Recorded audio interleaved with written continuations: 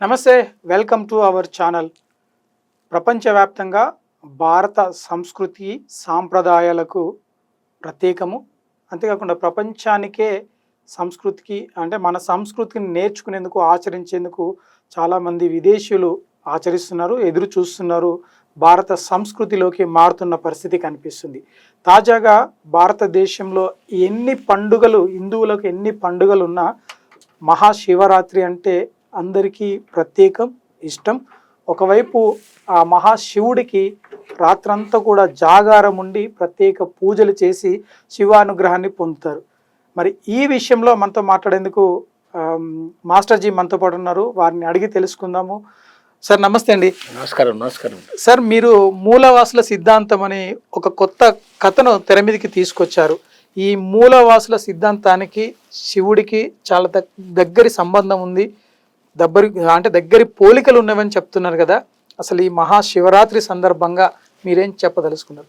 అసలు మహాశివరాత్రి అని పేరు ఎందుకు వచ్చిందంటారు? అయితే మీ ప్రశ్నలో ఫస్ట్ కథ అంటారు. ఇది కథ కాదు, అది చారిత్రక పరిణామ క్రమంలో ఆయా కాలాలలో ఏ దేవతలుగా ప్రజలు గోలిచ్చారు, ఓకే, ఏ దేవతలు ప్రజలకు తమ తమ ఇష్టమైన దైవాలుగా మార్చుకున్నారనే దాంట్లో మొట్టమొదటి దేవుడు ఈ యొక్క మొత్తం ఏదైతే జంబూ ద్వీపం అనేది ఉందో, ఒకప్పుడు ఈ భారతదేశం అంటే ఇప్పుడు ఇంతంత భారతదేశం, కానీ ఒకప్పుడు ఆఫ్ఘనిస్తాన్ అవతలకి వెళ్ళి హిందూ కుష్ పర్వతాల అవతల నుండి ఇటు మయన్మారు, థాయిలాండ్ ఇంతవరకు వ్యాపించి ఉన్నటువంటి మొత్తము భూభాగాన్ని అందరూ కూడా జంబూ ద్వీపకల్పం అన్నారు. జంబూ ద్వీపకల్పం. అయితే ఈ జంబూ ద్వీపకల్పానికి మొట్టమొదటిగా మానవ పరిణామ క్రమంలో మానవులుగా అవతరించి వారి యొక్క శరీర ఆకృతులు అంటే జంతువుల్లాగా కింద 4 కాళ్ళ మీద నడిచినటువంటి నుండి వేసి నిటారుగా నిలబడి వాళ్ళు సొంతంగా గుడ్డలు కట్టుకునే స్థాయికి వచ్చినటువంటి సంస్కృతి నుండి భాగంగా ఈ దేవుళ్ళ యొక్క అస్తిత్వం అనేది ప్రజల్లోకి వచ్చింది. అంటే అప్పటి నుండి ఇప్పటి వరకు కూడా అది అస్తిత్వం ఉంది. అస్తిత్వం ఏంటంటే ప్రజలకి ఏంటంటే ఎవరికైనా కూడా తమకు తెలియని విషయాలు ఎప్పటికీ తెలియకపోయేసరికి ఆ తెలియని విషయాల నుండి తెలుసుకునే దాంట్లో బాగా వాళ్ళకు అవసరమైనటువంటి కొంత రక్షకులుగా లేకుండా వాళ్ళని రక్షించే వాళ్ళు కొంతమంది దేవతలను సృష్టించుకున్నారు. ఓకే, సృష్టించుకున్న దేవతలు వేరే, ఆల్రెడీ దేవుళ్ళుగా ఉన్నవారు అంటనంటే ఉన్నవారు కాదు, దేవుళ్ళుగా ప్రజలు స్వయంగా పిలుచుకున్నారు. ఓకే, కొందరు ఎట్లుంటారంటే ఆపాదిత ప్రతిభ, సంపాదిత ప్రతిభ అని ఉంటుంది. ఆపాదించుకుంటారు కొంతమంది.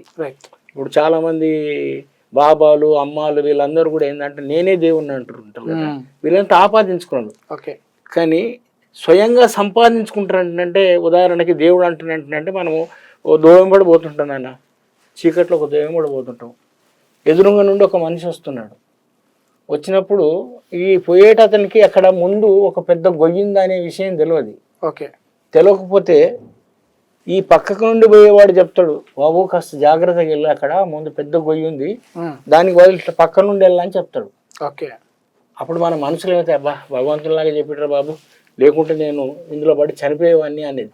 అంటే ఎవడైనా ఒక ఆపద నుండి, ఒక ప్రమాదం నుండి, ఒక ఇబ్బందుల పరిస్థితుల నుంచి ఈ మనుషులను ప్రాణికోటిని కాపాడ అతని దేవునిగా భావించినటువంటి యొక్క అది సంపాదించుకున్నటువంటి దాన్ని ఏంటంటే ప్రతిభకు సంబంధించినటువంటి అంశాలలో ఒక ఆటోమేటిక్గా కొంతమందికి పేరు వస్తుంది, కొంతమందికి అది కృత్రిమంగా పేరు పెట్టుకుంటారు వాళ్ళు.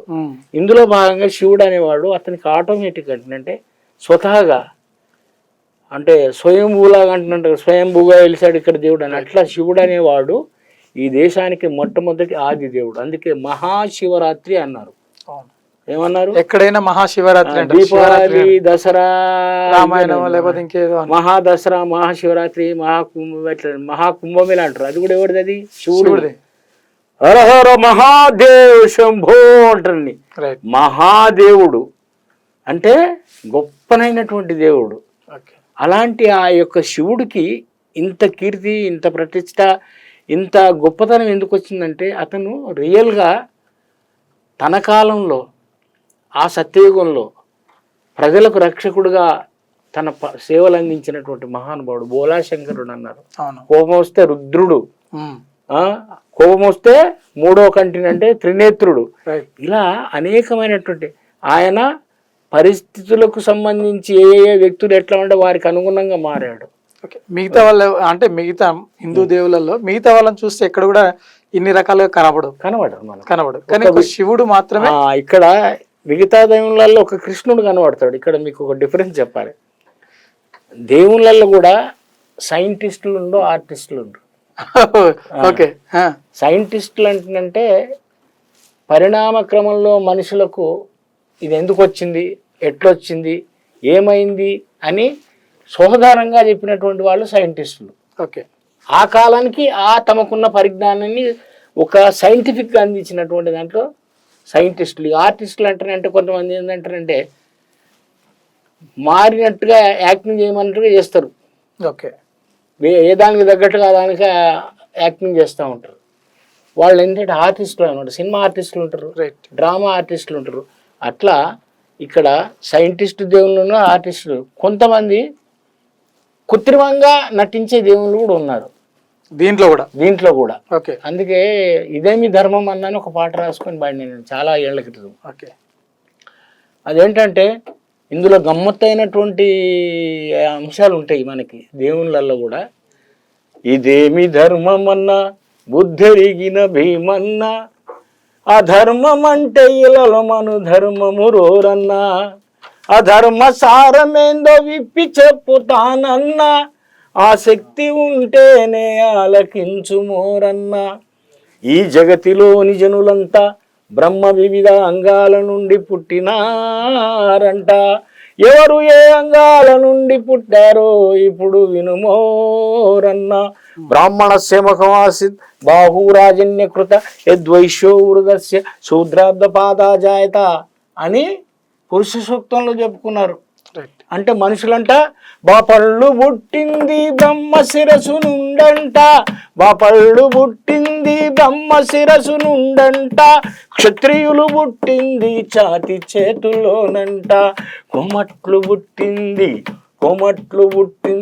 కడుపు తొడల నుండంట, శూద్రులు పుట్టింది. శూద్రులు అంటే ఎవరో తెలుసా మిత్రమా? నేడు మన రాష్ట్రాన్ని వెళ్తున్నటువంటి రేవంత్ రెడ్డి శూద్రుడు, అంతకుముందు పాలించినటువంటి కేసీఆర్ శూద్రుడు, ఆ పక్కనే వెళ్తున్న చంద్రబాబు నాయుడు శూద్రుడు, ఇలాగా కమ్మ కాపు విలమ రావులందరూ శూద్రులు. ఓకే. ఈ శూద్రులు పుట్టింది చెప్పు కాలి నుండంట, అరే పుట్టవలసిన చోటు నుండి పుట్టారు కాబోలు, ఈ మాల మాదిగ కమ్మరి కుమ్మరి సాకలి ఎరకలి ఆనాది గొల్ల గౌడ సచ్చర సౌర పద్మశాలీల పేరు వాడు చెప్పలేదన్నా. వీళ్ళంటే అతిశూద్రులు అంట. వాడు చెప్పలేదన్నా. మనిషి ఎట్లా బుడతాడో ఇడ కూర్చుండి లేకుండా మన యొక్క ఈ టీవీ ప్రోగ్రాం చూస్తున్న మనుషులైన మీకందరికీ ఎరుక, బూడిది గుంటల బొర్లే గాడిదలకు ఏ మెరుక, బూడిది గుంటల బొర్లే గాడిదలకు ఏ మెరుక, ఇదేమి ధర్మమన్నా బుద్ధెరిగిన భీమన్నా, అధర్మం అంటే ఇలలో మను ధర్మము రోరన్నా. ఇక్కడ మన శివుడు వస్తాడు. అయ్యా ఇక్కడ దేవుళ్ళల్లో రకరకాల దేవుళ్ళు. ఈ దేవుళ్ళల్లో ఆయన అడ్డబొట్టుంటే ఒక దేవుడు, పొడవబొట్టుంటే ఇంక దేవుడు. ఈ రకరకాల ఈ దేవుళ్ళలో ఈ డిమార్కేషన్ వచ్చింది. శంకరాచార్యుల వారు ప్రతిపాదించినటువంటి శంకర భగవత్పాదులు అని అంటారు కదా, ఆయన ప్రతిపాదించిన సిద్ధాంతంలో మరి దేవుడు ఒక్కడే అని చెప్తాడు. అటువంటి అతనికి సంబంధించి ఆయన జ్ఞానోదయం అయింది ఎవరంటున్నట్టు ఒక చండాలుడు అతనికి జ్ఞానోదయం కలిగించాడు. అంటే శంకరుడే చండాలుడు అవతారం ఎత్తాడని. నిజంగా కూడా ఒక జ్ఞానాన్ని కలిగించిన వాడు, ఒక అంటరాని వాడు, ఒక శూద్రుడు, ఒక అసలైనటువంటి వాడిని చండాలుడు అన్నారు. అతను చండాలుడైనంత మాత్రాన జ్ఞానం ఉండదనేది వీళ్ళ నమ్మకం. అందుకే శూద్రుడు వాడేం చెప్తాడా, ఆయనకు శివుడు ఆవహించాలి కూడా, శివుడు రూపంలో శివుడు ఆ మాలమాదిగంలాగా తయారై వచ్చి ఈ శంకరాచార్యులకి జ్ఞానం కలిగించాడు అన్నాడు. మొత్తానికి ఏంటంటే తొలుగు తొలగంటావు. అప్పుడు ఆయన వచ్చినప్పుడు అంటుండు ఎవరు శంకరాచార్యులు, తొలుగు తొలగంటావు అడ్డు దొలగంటావు, నేను దొలగాల నా కొడుకో, నా ఆత్మ దొలగాల నా కొడుక, ఎక్కువోడంటావు ఎగిరి పడుతుంటావు, ఏమెక్కువ ఉన్నాయి కొడుకో, ఏది చూపెట్టురా నా కొడుక, ఈకలెక్కుంటేరా చెప్పు, పీకి పాకం దాన్ని వేస్తాం, నీ తోకలుంటే బాగా చెప్పు, దాన్ని కోసి కుప్పలు వేసి పాస్తాం అని ఆ శంకరాచార్యుని ప్రశ్నించినటువంటి వ్యక్తి చండాలుని అనేవాడు. ఎక్కువ అంటున్నా నీ దాంట్లో ఏమి ఎక్కువని, నన్ను దొలగమంటున్నావు కదా, నేను దొలగాలన్నా నా ఆత్మను దొలగాలను. శరీరం లేకుంటే ఆత్మ లేదు, ఆత్మ లేకుంటే శరీరం లేదు కదా, నువ్వు ఒక్కటే అంటున్నావు. మరి ఇప్పుడు నా లోపల ఉన్న శరీరంలో ఉన్నటువంటి ఆత్మను దొలగమంటున్నావు, నన్ను దొలగమంటున్నావు అన్నప్పుడు అబ్బో నువ్వు ఎవడో మహానుభావుడు ఉన్నావు ఆయన మొత్తం కాళ్ళు పట్టుకున్నటువంటి పరిస్థితి.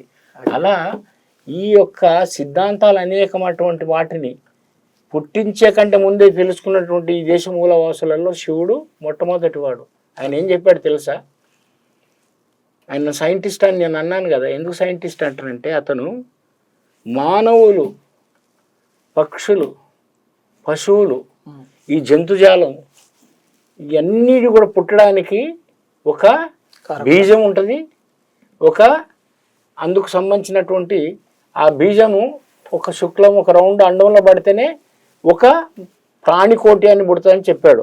అందులో భాగంగానే మనిషి ఎట్లా పుడతాడో చెప్పాడు. ఏమన్నాడు శివుడు?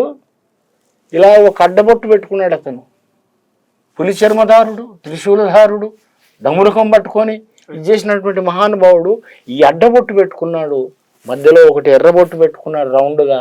ఎందుకు పెట్టుకున్నాడు అంటారంటే ఆనాటి కాలంలో ఉన్నటువంటి ఏ చదువులు లేని ఆ సత్యకాలంలో ప్రజలకు మనిషి ఎట్లా పుడతాడు చెప్పాడు. అరే బాబు ఈ తెల్లది అనేది శుక్లం పురుషుడిది వీర్యం, ఈ ఎర్రదని ఇది శోణితం స్త్రీది అండం, ఈ రెండు కలిస్తేనే ఒక మనిషి అన్నట్టు పుడతాడని చెప్పాడు. అట్లా చెప్పినప్పుడు అది కూడా ఇంకా జర అర్థం చేసుకొని జనాలు ఉన్నప్పుడు ఏం చేసిందంటే ఒక అంగాన్ని లింగాన్ని అంటే ఒక స్త్రీ యోనిని పురుషుడి యొక్క అంగాన్ని రెండుటిని కలిపి ఒక లింగాకారం తయారు చేసి మనుషులు ఉత్పత్తి కావడానికి, మనుషులు పుట్టడానికి ఈ రెండు కలిస్తేనే పుడతారని ఆ శివుడు ఆ రోజు అట్లా సైంటిస్ట్ లాగా అట్లా చెప్పాడు. అట్లా ఏమన్నాడు, తోలు తోలు కలిసి తోమంగ తోమంగ పుట్టిందేరా ఈ జన్మ అంటని చెప్పేసి మనిషి అని ఆ రోజు ఆయన మన ఈ యొక్క అంశాన్ని ఈ దేశంలో ముఖ్యంగా తెలంగాణ ప్రాంతంలో ఉన్నటువంటి మన జాంబో పురాణంలో అద్భుతంగా చెప్తారు. మనుషులు ఎలా పుట్టారు, ఎవరికి ఎవరు పుట్టారు, ఏం కథ అనేది. ఇట్లా ఈ శివుడు ఇంత అద్భుతమైనటువంటి యొక్క పరిజ్ఞానాన్ని కలిగించడానికి ఆయన ఈ మొత్తం ఈ యొక్క ఒక సిగ్నల్స్ లాగా. కానీ దేవుళ్ళల్లో ఎవరు కూడా ఇట్లా చెప్పలేదు ఎవరు చెప్పలేదు. అంటే మహిమాన అనుకో, దైవం మంత్రాధీనం, మంత్రం బ్రాహ్మణాధీనం, తద్బ్రాహ్మణో మమ దేవత. దేవుడు అనేవాడు ఒకడు ఉన్నాడు, వాడు మా మంత్రాలకు లోబడతాడు. అటువంటి మంత్రాలు మేమున్నాయి కాబట్టి మేమే దేవుళ్ళం, కనబడే దేవుళ్ళం అని చెప్పారు. కానీ శివుడు అట్లా చెప్పలేదు. శివుడు అంత వాస్తవాలు చెప్పాడు.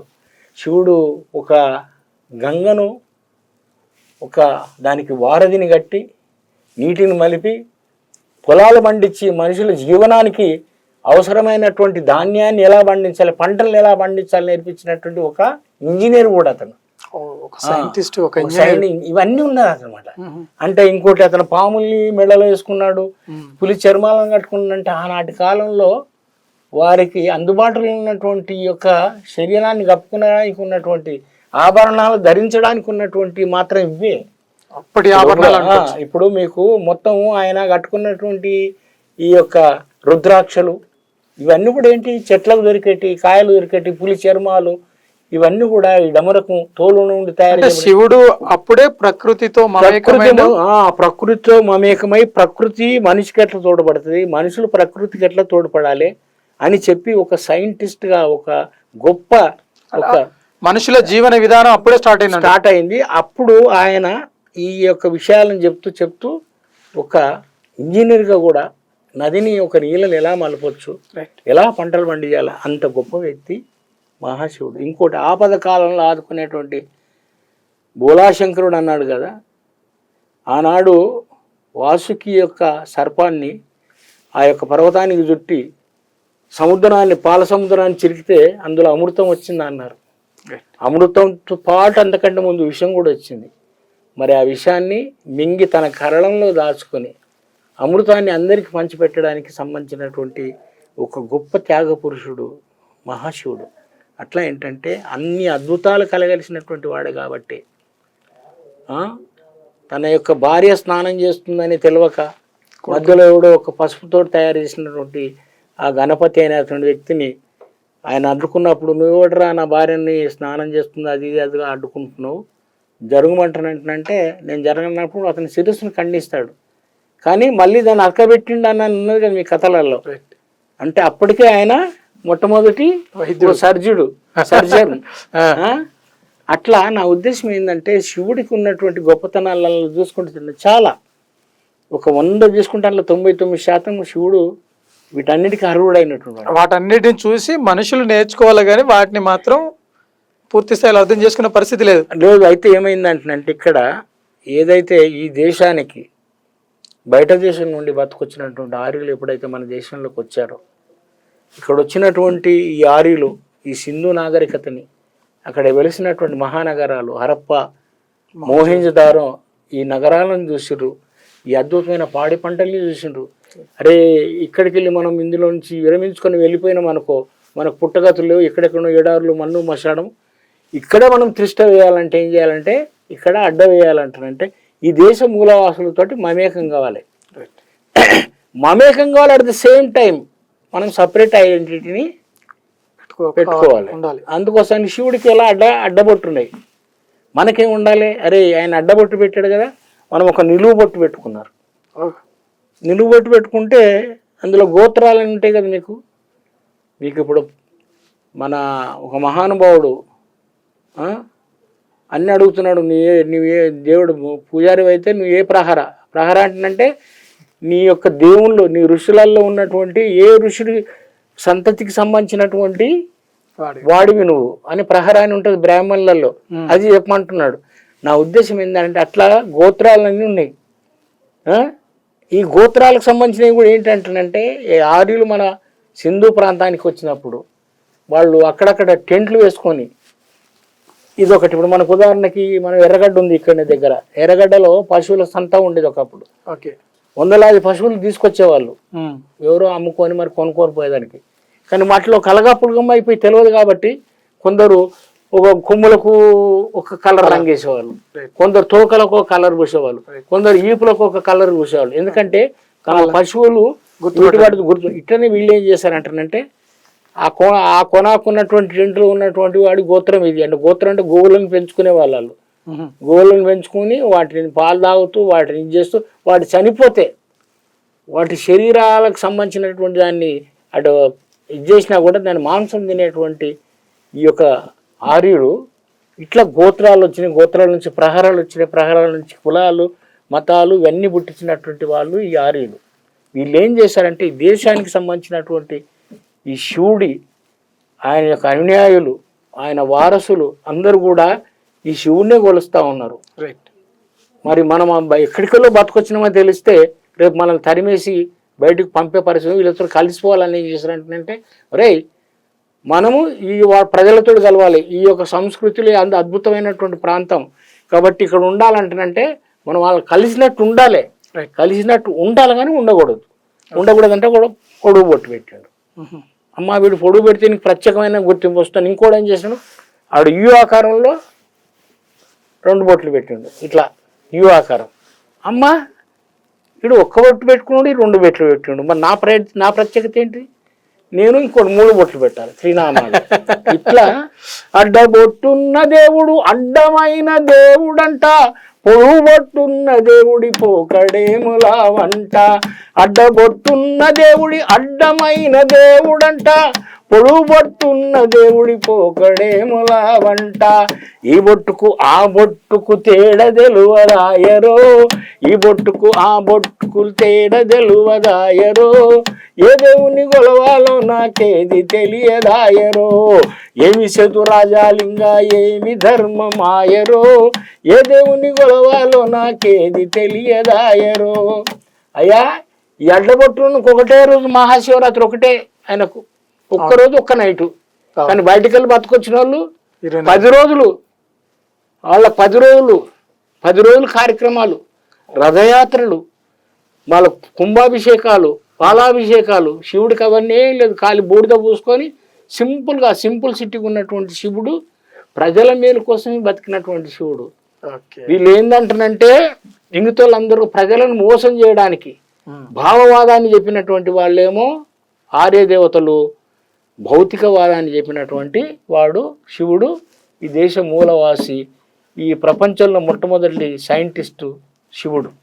ఇట్లా నేనేమంటానంటే ఇందులోనే మళ్ళీ సంపాదించుకున్నటువంటి ప్రతిభ వేరే, ఆపాదించుకున్న ప్రతిభ అని చెప్పాను. అట్లా ఆపాదించుకున్న ప్రతిభలు ఆర్య దేవతలందరూ ఆపాదించుకున్నారు, కానీ శివుడు సంపాదించుకున్నాడు. ఇందులోనే మీకు ఉదాహరణకి ఇప్పుడు మనము మహాత్ముడు అన్నాము, మన గాంధీ తాత. ఇంతకంటే గాంధీ తాత కంటే ముందు మహాత్ములు ఎవరన్నా ఉండరా అని ఒక ప్రశ్న వేసుకుంటే, మహాత్ముడు అనేటువంటి పేరుతో మొట్టమొదలు ఈ భారతదేశంలో ఆనాటి యొక్క మహాభారత రామాయణాలలో, ముఖ్యంగా మహాభారతంలో మహాత్ముడు అని చెప్పి ఒక మనిషిని ప్రజలందరూ ముక్త కంఠంతో కొలిసినాడు విదురుడు. ఓకే, విదురుడికి మహాత్మా అనే పేరు అప్పుడే ఉంది. ప్రజలు స్వయంగా ఇచ్చారు అతనికి. ప్రభువులు ప్రజలు కలిసి మహాత్ముడు అంటే ఏ ప్రశ్నకైనా కూడా సైంటిఫిక్ గా సమాధానం చెప్పినటువంటి వాడు విదురుడు. ఆ తర్వాత అంతే ప్రజలు ఇచ్చి ప్రజల గౌరవంతో మహాత్ముడని పిలుచుకున్నటువంటి మహాత్మా జ్యోతిబా పూలే. కానీ గాంధీ గారికి ఏంటంటే అతనికి ఒక కవి గారు ఇతను మహాత్ముడని ఒక సంబోధించుకోవడం ద్వారా అతనికి మహాత్ముడు అనే పేరు వచ్చింది. ఇట్లా సంపాదించుకున్నటువంటి మహాత్ములు వేరే ఉండు, ఆపాదించుకున్నటువంటి మహాత్ములు వేరే ఉండు. ఇట్లా నా ఉద్దేశం ఏంటంటే చరిత్ర పొడవున ఈ దేశంలో అనేకమైనటువంటి ప్రక్షిప్తాలు, నిక్షిప్తాలు, అసలు చరిత్ర, నకిలీ చరిత్రలు ఇవి ఇప్పటికీ కొనసాగుతూ ఉన్నాయి. ఈ అసలు చరిత్రలో భాగంగా ఉదాహరణకి మీకు ఈ సందర్భం వచ్చిందిగా ఒక విషయం చెప్పాలన్న. మన భారతదేశంలో ఆంగ్లేయులను ఎదిరిస్తూ పోరాటాలు చేసినట్టు దాంట్లో ఉరిదీయబడ్డటువంటి ముగ్గురులో భగత్ సింగ్, రాజ్గురు, సుఖ్దేవ్. వీళ్ళు ఈ యొక్క ముస్లింలు కంటే ముందు వచ్చినటువంటి ఎవరైతే ఆర్యుల కంటే తర్వాత వచ్చినటువంటి ఇంగ్లీష్ వాళ్ళు మా దేశంలోకి వచ్చి మా సంపదను దోసుకుంటారు, మమ్మల్ని అందరినీ కూడా మా యొక్క మతాచారాలకి వీళ్ళు రకరకాల భంగం కల్పిస్తాం, ఆల్టర్నేటివ్ తీసుకొచ్చి వీళ్ళని అందరినీ మనుషులుగా మారుస్తున్నారు, వీళ్ళని నీడికి వెళ్ళగొట్టాలని అనేసి చెప్పి ఇది చేసినప్పుడు అందులో మొట్టమొదటిసారిగా ఒక పెద్ద సభ పెట్టారు జలియన్ వాలా బాగ్లో. ఆ సభలో ఒక వేలాది మంది అక్కడ గుమ్మిగుడి మాకు స్వాతంత్రంగా వాళ్ళని పోరాడినప్పుడు ఆ ఇంగ్లీషు ఎవడైతే సైన్యాధిపతి ఉన్నాడో డయ్యర్ అనేవాడు వాళ్ళ మీద కాల్పులు జరిపాడు, వితౌట్ ఎనీ ఆర్డర్ అనమాట. కానీ 100 మంది చనిపోయారు. అందులో చనిపోయినప్పుడు ఒక 11 ఏళ్ళ పిల్లోడు ఆ సంఘటనను చూసి ఆ చిన్న వయసులో తన మనసులో కలచి వేసినటువంటి ఆ సంఘటన ముద్రపడిన తర్వాత అనుకున్నాను, నేను పెద్దగా అయినాక ఆ యొక్క దుర్మార్గుని ఖచ్చితంగా నేనే చంపాలనేది మనసులో పెట్టుకొని ఒక యుక్త వయసు వచ్చిన తర్వాత ఈ భారతదేశాన్ని స్వాతంత్రం సిద్ధించి ఎక్కడికి అక్కడ వెళ్ళిపోయిన తర్వాత ఆంగ్లేయులు ఈ ఒక యుక్త వయసు కలిగిన పిల్లగాడు, అతని పేరే ఉధమ్ సింగ్. ఒక చమార్ కులంలో పుట్టినటువంటి ఉధమ్ సింగ్, మాదిగ కులంలో పుట్టినటువంటి ఉధమ్ సింగ్ పడవలో 100 మైళ్ళు దాటి బ్రిటన్కి వెళ్ళి ఆ డయ్యర్ గారి ఇంట్లో ఒక పని మనిషిగా చేరి సమయాన్ని చూసి వాడిని కాల్చి చంపిండు. అక్కడ కాల్చి చంపినటువంటి వాడు గొప్పవాడ, ఖాళీ బాంబులు ఇట్లా విసిరితే వాళ్ళ మీద ఆయన గొప్పవాడ చెప్పమంటానంటే ఇప్పుడు ఆ ఉధమ్ సింగ్ పేరు ఇప్పుడు చెప్తున్నారు. కానీ అక్కడే ఉరి చేయబడ్డాడు, అంటే మొనగాడు అనమాట. తన శస్త్రాన్ని తెలుసు, ఆయన చంపితే ఎట్టి పరిస్థితులను చేస్తాం, కానీ నా దేశంలో ఉన్నటువంటి ఇంతమందిని చంపిన దుర్మార్గుడు ఈయన చంపాలని ఒక మొనగాడులాగా వెళ్ళాడు. అట్లా ఆయన చరిత్రను ఎక్కడ పెట్టిరు, ఎక్కడ రాశారు, ఎవరు ఈ మనవాద పాలకులు, ఈ సోకాళ్ళు ఆధిపత్య కులాల వాళ్ళు. అట్లాగే మనం ఝాన్సీ లక్ష్మీబాయి గురించి చెప్తాం, ఝాన్సీ లక్ష్మీబాయి అంటే వీరవనిత అది ఇది అని చెప్తాం. కానీ ఆమె రూపంలో ఆమెలాగానే వేషం వేసుకొని ఒక కృత్రిమ బొమ్మని ఈపులో కట్టుకొని బ్రిటిష్ వారితో యుద్ధం చేసి ఆ యుద్ధంలో చనిపోయినటువంటి మహావనిత జల్కరీబాయి. ఈ అమ్మని ఈ ఝాన్సీ లక్ష్మీబాయిని సీక్రెట్ ద్వారంలో నేపాల్కు పంపించి ఆమె వాళ్ళతో పోరాటం చేసి చనిపోయింది. ఆమె పేరు ఎక్కడన్నా ఉందా? అంటే ఆపాదించుకునే వాళ్ళకేమో గొప్ప గొప్ప పేర్లు ఉన్నాయి, సంపాదించుకున్న వాళ్ళకు ఏ పేర్లు లేకుండా ఈ దేశ చరిత్ర నిర్మాణమైంది. అందులోని భాగంగానే శివుడికి ఒకటే రోజు పూజ, మిగతా వాళ్ళు మహాశివరాత్రి, దసరాలకు ఉంటాయి 10 రోజులు, శ్రీరామనవమికి ఉంటాయి 10 రోజులు, ఇంకా వేరే వారికి గణేష్ చవితికి ఉంటాయి 10 రోజులు. కానీ ఈ దేశానికి సంబంధించినటువంటి అచ్చమైనటువంటి వాళ్లకు ఏ గుర్తింపు లేనటువంటి పరిస్థితి ఇప్పటికి కొనసాగుతుంది. దీన్ని పునర్గా అసలైన చరిత్రను రాయవలసినటువంటి బాధ్యత నేటి దేశ మూలవాసులైనటువంటి ఎవరైతే బుద్ధిజీవుల మీద ఉందని నేను చెప్పడానికే నేను మీ టీవీ ఇంటర్వ్యూ కోసం ఒప్పుకున్నాను. అసలు నిజానికి సార్ ఏంది అసలు ఒక్కరోజు పూజ చేయడం వలన అంటే మిగతా దేవుళ్ళందరికీ 10 రోజులు చేయొచ్చు, 6 రోజులు చేయొచ్చు, 2 రోజులు చేయొచ్చు, కానీ మహాశివరాత్రి అనే ఒక రాత్రి అంతా కూడా శివుడికి ప్రత్యేకమైన పూజలు చేశారు. ముఖ్యంగా మహిళలు ఎక్కువ పూజలు చేశారు. మరి పురుషులకు ఏమైనా తక్కువ ఉందా? ఏం తక్కువ లేదు నాన్న. అసలు నిష్ఠాగరిష్టంగా అంటే ఒకే ఒక మనసుతో ఏకాగ్రతతో ఒక్కరోజు చేసిందంటే గంగి గోపాలు గరిడ్డడైనను చాలు, కడవడైనను ఏల కలము పాలు అన్నారు కదా పెద్దలు. ఒక్కరోజు చాలు నాన్న, ఒక్క క్షణం చాలు. దేవుని మనస్ఫూర్తిగా చక్కగా ఆయనని వేరే చూడ ఆలోచన లేకుండా ఆయన మీద ధ్యానం పెట్టి ధ్యాస పెట్టి ఆయనను కొలుసుకుంటే అది నిజమైనటువంటి వ్యక్తి. 10 రకాల 10 రోజుల కథలు చేసి ఆ రోజు అందరు కూడా ఏంటంటే రోజుకి ఒక రికార్డ్ డ్యాన్స్ పెట్టి, పేరేమో శ్రీరామనవమి, పేరేమో గణేష్ చవితి, పేరేమో దసరాలు, కానీ వాళ్ళ డ్యాన్స్లు ఏముంటాయి? గుడివాడకెళ్ళాను, బెల్లూరుకెళ్ళాను, ఈ పాటలు. అంటే జనాలని ఎంత అంటానంటే ఎంత మోసం చేస్తూ ఉన్నంటే అంత మోసం చేస్తూ ఉన్నారు.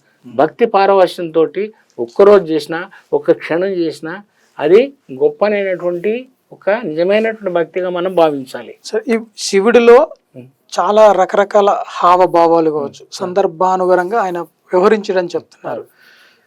నిజానికి ఆయన అన్ని విధాలుగా ఆయన సైంటిస్ట్ అంటారా, లేదంటే డాక్టర్ అంటారా, లేకపోతే ఇంజనీర్ అంటారా, ఇంకేమైనా అనుకోవచ్చు. ఆయనను చూసి ఈ ప్రపంచం నేర్చుకోవాల్సిన అవసరం ఉందంట లేదా? తప్పకుండా ఉందని. అదే అసలు మెయిన్గా మనం ఏ పండుగ వచ్చినా కూడా దాని వెనక కొన్ని మతలబులు ఉన్నాయి. ఓకే, కొన్ని మంచి ఉన్నాయి, కొన్ని ఏంటంటే మూఢత్వం ఉన్నాయి.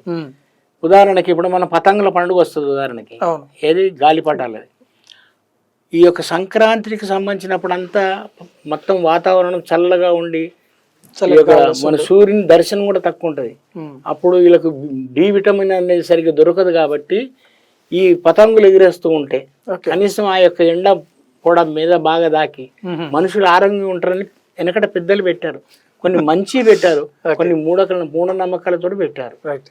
అట్లా మూఢనమ్మకాలతో పెట్టినట్టు గ్రహించాల్సిన మంచి వాటిని స్వీకరించాలి. ఏ మతం కానీ ఏ అంశం కానీ లేకుంటే ఏ అంశానికి సంబంధించిన ఆయన కూడా మంచి ఎన్నున్నా స్వీకరించాలి అనేది మనం ప్రజలకు చెప్పాల్సినటువంటి అవసరం. మీరు మూలవాసుల సిద్ధాంతాన్ని ఇదే విధానంతో చెప్తున్నాం. అసలు ఈ దేశానికి ఆదిదేవుడు మూలదేవుడు మహాదేవుడు కావచ్చు, అతను అంటే రుద్రుడు కావచ్చు, వీరభద్రుడు కావచ్చు, ఆయన ఒక గొప్ప నర్తకుడు కావచ్చు, నాట్యాచార్యుడు కావచ్చు. అట్లా ఏంటంటే నటరాజు అంటాం కదా మనం. అతన్ని అన్ని రకాలు డాక్టరు, ఇంజనీరు, మొత్తం ఆయన ఒక ఆచార్యుడు, డాన్స్ మాస్టరు. అతను మనొక పెద్ద పెద్ద సింహాలను పులుల లాంటి మంచిగా చేసుకుని వాటి తోలును కట్టుకున్నటువంటి వాడు, ప్రకృతి ప్రేమికుడు, జంతు ప్రేమికుడు, ఇవన్నీ ఉన్నాయి. అతను మామూలు గీములని మెడ చేసుకొని ఏంటి సార్ తన తల పాగాలో గంగను బంధించి నీళ్ళు ఇవ్వడం, అది అసలు ఏంటి? ఇక్కడ ఏంటంటే నాన్న తలపాగాలు అనేదానికి ఇప్పుడు అరే ఆ నెత్తి అరే అన్ని పెద్ద తలకాయలు అంటాం, ఇది జాతీయాలు అంటారు. ఇప్పుడు రావణాసురుడు 10 తలకాయలు అంటారు. 10 తలకాయలు అంటే 10 తలకాయలు కావు ఆయనకు ఉన్నాయి. 10 తలకాయల పరిజ్ఞానం ఆయనకు ఒక్కడికి ఉందనేది అర్థం. అంత గొప్ప వ్యక్తి, అంత గొప్ప శివుడి భక్తుడు. అందుకే ఆయన ఈ దేశంలో ఉన్న తమ అస్తిత్వానికే ప్రమాదం తెచ్చినటువంటి ఆర్యుల మీద యుద్ధం చేసిండు. అందుకోసానికి ఎన్టీ రామారావు అద్భుతమైన సీతారామ కళ్యాణ సినిమాలో బ్రహ్మాండమైన డైలాగులు, వాస్తవ డైలాగులు పెట్టిండు. ఎందుకంటేనంటే మీరు మా యొక్క జాతిని ఈ దేశ మూల జాతిని సర్వనాశనం చేయడానికి వచ్చినటువంటి వారిలో భాగంగా మీరు ఇవన్నీ చేస్తున్నారని మా చెల్లె ముక్కు కోసారు, మా తాటకిని సంహరించారు, మా సంపదను సర్వనాశనం చేస్తున్నారు, మాకున్నట్టు ధనధాన్యాన్ని యజ్ఞాల పేరు నాశనం చేస్తున్నారని అట్లా వారి మీద కోపంతో కంటనంటే వారిని అడ్డుకోవాలనే అంశంతో జరిగినటువంటి చరిత్ర. దాన్ని అంతా ఉల్టా పుల్టా చెప్తా ఉంటారు మన అదన్నమాట. ఓకే, అంటే ఇప్పుడు ఈ దేశ మూలవాసుల చరిత్ర ఇప్పటికైనా బయటికి రావాలంటారా వద్దంటారా? ఇప్పుడు వస్తుంది, ఖచ్చితంగా వస్తుంది, ఇప్పుడు రావాలి కూడా. మన ఫస్ట్ ఏంటంటే నేను ఈ సందర్భంగా మన ఈ టీవీ ప్రేక్షకులు ఎవరైతే చూస్తే వాళ్ళ సందర్భంగా మన దేవుడు శివుడు, రైట్, మన యొక్కది భౌతికవాదం. మనం ఎప్పుడైనా కూడా శాస్త్రీయ పరంగా ఉండాలి. మనం ఎప్పుడైనా ఒక అంశాన్ని నమ్మాలి అంటున్నట్టుంటే దాన్ని ఇది నిజమా కరెక్టా, సత్యాన్ని సత్యంగా చూడాలి బుద్ధుడు చెప్పినట్టుగా. అట్లాగా ప్రతిదీ కూడా ఏంటంటే మనుషులకు మేలు చేసే అంశాన్ని పాటించి దాని ప్రకారంగా నడుచుకోవడం అనేది శైవం. రైట్. ఇట్లాగా మనము ఈ యొక్క శివుడిని ఒక ఆధ్యాత్మిక గురువుగానే కాకుండా ఆయనను అనేక రూపాలలో మనము స్టడీ చేసినట్టయితే, పరిశీలించినట్టయితే మనుషులకు, పశువులకు, జంతువులకు, పశుపక్షాదులతో పాటు ప్రకృతికి పనికొచ్చే అంశాలు బోలెడన్ని శివుడిలో ఉన్నాయి. కాబట్టి మనం ఆ శివరాత్రిని చాలా పవిత్రంగా చేసుకోవాల్సినటువంటి అవసరం ఉంది. Thank you sir, thank you so much. Thank you. ముఖ్యంగా అంటే ఈ దేశ మూల దేవుడు శివుడు అంటున్నారు. శివుడిలో ఎన్ని రకాలుగా ఉన్నాయో వాటిని చూస్తే మానవ జీవన విధానం వెలుగులోకి వస్తుంది. కాబట్టి శివుణ్ణి ఆరాధించాల్సిన అవసరం ఉంది అంటున్నారు. ఈ దేవుడు భౌతిక దేవుడు, మనుషులకు సహాయం చేసేందుకు వచ్చారు. ఆయా సందర్భాల్లో తన రూపాలను మార్చి తనకు బిడ్డలను కాపాడే విధంగా తన రూపాలు మారుస్తూ సహాయం చేస్తూ వచ్చాడు. కాబట్టి నిజమైన భారతదేశానికి నిజమైన దేవుడు ఎవరైనా ఉన్నారంటే అది శివుడు అంటున్నారు. ఈ మహాశివరాత్రి సందర్భంగా మరి శివుడిని మనం అందరం ఒక్క రాత్రి అయినా పూజిస్తాం. కాబట్టి మిగతా దేవుళ్ళందరికీ యథావిధిగా వారం రోజులు 10 రోజులు అలా పూజలు చేస్తారు. కానీ శివుడు ఒక ఏడాదిలో ఒకే ఒక రోజు, అదే మహాశివరాత్రి. మిగతా పండుగలకు ఎక్కడ కూడా మహా అని ఎక్కడ కనబడదు, కానీ శివుడికి మాత్రమే ఈ మహాశివరాత్రి అని ప్రోగ్రాం చేస్తుంటారు. తమ భక్తి పారవశ్యంతో దేవుని పూజలు చేసి ఆ దేవదేవుడి ప్రశంసలు కావచ్చు, లేదంటే ఆ దేవదేవుడి అనుగ్రహానికి పాత్రులు అవుతారు. కాబట్టి అసలైన మహాశివరాత్రి ఏంటో, ఆ మహాశివరాత్రి వెనకాల ఉన్న మర్మాలేంటో ఇవి చూసిన మీరు కూడా ఆశ్చర్యపోవాల్సిందే. ఎందుకంటే ఈ శివరాత్రి స్పెషల్గా జరుపుకుంటారని మేము కోరుచున్నాం. ఇది ఈనాటి చర్చాంశం. మరొక అంశంతో మళ్ళీ కలుద్దాం. అంతవరకు సెలవు. నమస్తే.